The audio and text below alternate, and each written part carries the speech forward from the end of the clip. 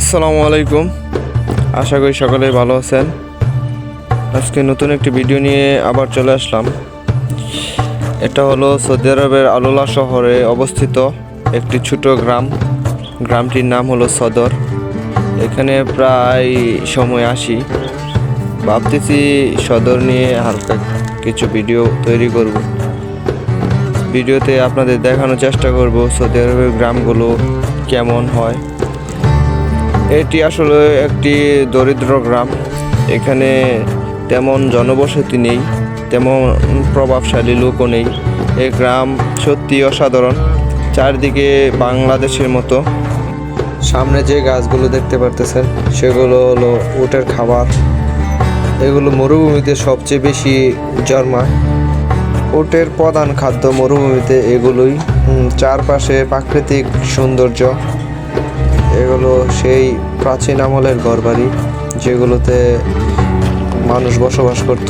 সামনে দেখতে পারতেছেন যে একটি ঘর, সেখানেও মানুষ বসবাস করত। এখানে একটি মাজরা ছিল, মাজরাটি এখন বিলুপ্ত, জনবসতি শূন্য এলাকা। নামাজের পর যে কাজে আসতেছি, এখানে পরিবেশটি সত্যি অনেক সুন্দর, গ্রাম্য পরিবেশ। মনে হয় আমি বাংলাদেশে আছি, কিন্তু এখানে বাংলাদেশের মতো মাটি নেই, আছে চারিদিকে শুধু বালু। আর এর পাশে রয়েছে একটি বিশাল বড় মাজরা, কৃষি জমি, যেখানে ছাগল, হাঁস, মুরগি এবং অনেক জাতের পশু পাখি এখানে পালন করা হয়।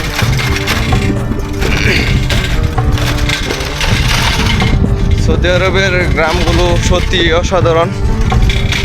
এখানে না আসলে হয়তো আপনি বুঝতে পারবেন না, উপভোগ করতে পারবেন না গ্রামগুলো কেমন। সত্যি অসাধারণ। এটি একটি খেজুরের মাজরা ছিল, এখন প্রায় বিলুপ্ত। এখানে আবার খেজুরের ছোট ছোট চারা রোপণ করা হয়েছে।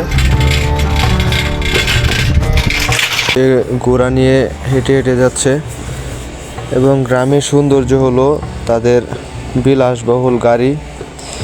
সৌদিদের যাতায়াতের প্রধান বাহক হলো এই গাড়িগুলো। বর্তমান সময়ে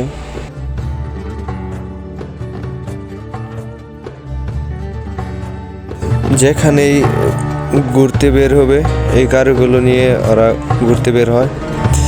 এই বাড়িটি অনেক সুন্দর, সদরের মাঝখানে